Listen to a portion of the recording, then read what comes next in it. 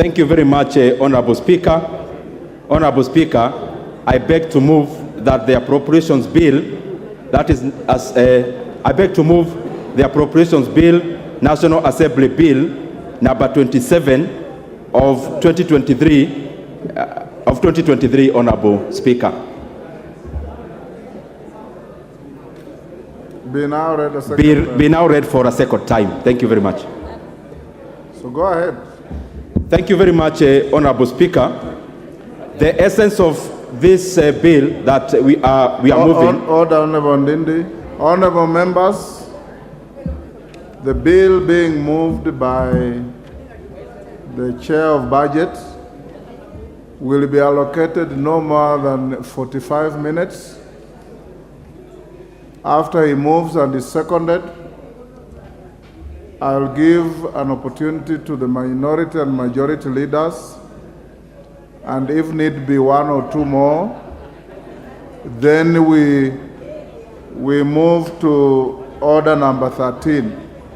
I'm doing this for the simple reason that the bill is a replica of what you did in the Committee of Ways and Means in the House, and it has no new material that would require extensive debate, but I will see how it goes. I want you to go to Finance Committee latest by 4. Ndindi, Nyoro, go, proceed. Thank you very much, Honorable Speaker, for that chance. And for the neatness of the answer, Honorable Speaker, allow me to do it again. That, Honorable Speaker, I beg to move that the appropriations bill, that is National Assembly Bill number 27 of 2023, be read for the second time. Honorable Speaker, the reason why we are introducing this bill, Honorable Speaker, is so that we align the government spending as we come to the close of the financial year, that is 2023. And Honorable Speaker, I really want to thank the members of the Budget and Appropriations Committee and the relevant departmental chairs, because they rose up to the occasion and we were able to consider the contents of this bill over the weekend, culminating, Honorable Speaker, to what we were doing even as early as this morning. Honorable Speaker, the bill is not far-reaching because we are just trying to align, as we come to the close of the financial year, to align what the government will actually be collecting as revenue, and we align the same with the expenditure side as we come to the close of the financial year. And Honorable Speaker, some of the issues that we have been able to consider is the absorption rate for various MDAs, because Honorable Speaker, many times we appropriate money, but some of the MDAs may get a huge sizable amount of funds, which, Honorable Speaker, they may not be able to absorb. And as we come to the close of the financial year, we really had to consider those facts that yes, as we come to the close, we have to put monies where they can be absorbed. And therefore, Honorable Speaker, it is more of realignment of the government physicals so that we close the financial year with a neat budget. Honorable Speaker, as I read previously, the amount we are considering in total, the sum total is shy of 30 billion Kenya shillings, and therefore, Honorable Speaker, in comparison to the size of the budget, it is basically just marginal. Honorable Speaker, some of the areas that we have considered for increment, and Honorable Speaker, I would beg, if it's possible, the members can consult in low tones. Order. Order, honorable members. Honorable Wamshomba and your team around there, tafadhali muongee kwa sauti ya chini. You are disrupting the flow of thought of the member on his feet.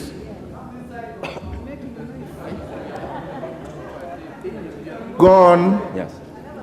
Thank you very much, Honorable Speaker. You know, when the Honorable Member for Kiaba whispers, it is by itself a loud conversation.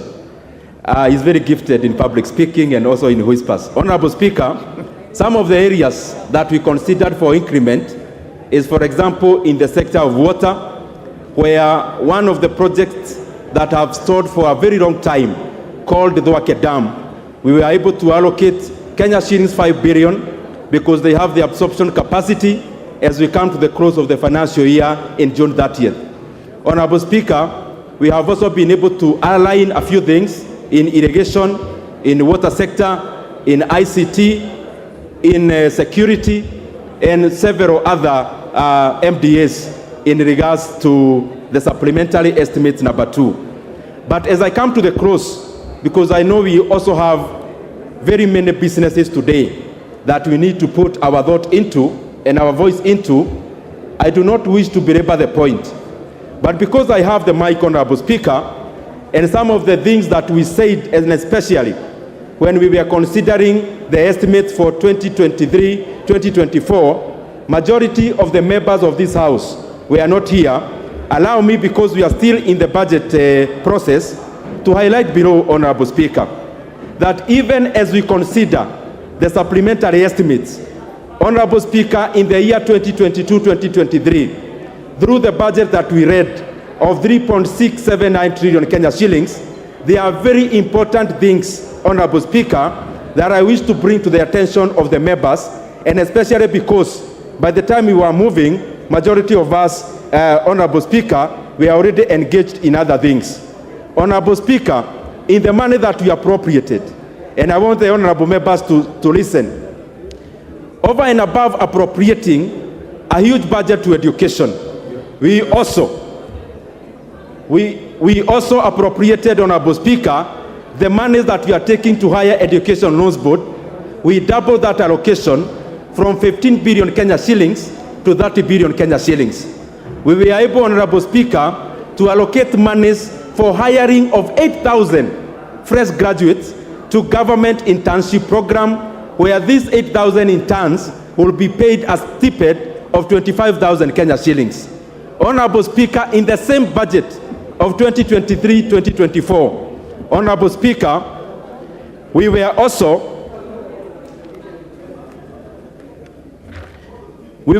Honorable Speaker, able to allocate monies, Honorable Speaker, to NGCDF, Kenya shillings, 10 billion Kenya shillings, where every constituency here will be getting Kenya shillings 25 billion to Kenya shillings 25 million to Kenya shillings 40 million every financial year.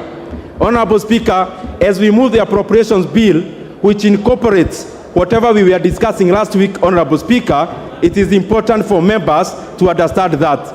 I only highlighted the issue of the supplementary because it will be coming along, but the bill we are moving, Honorable Speaker, is for the appropriations bill in regards to the debate that we had last week. Honorable Speaker, I wish to request that Honorable Tongoyo seconds this motion.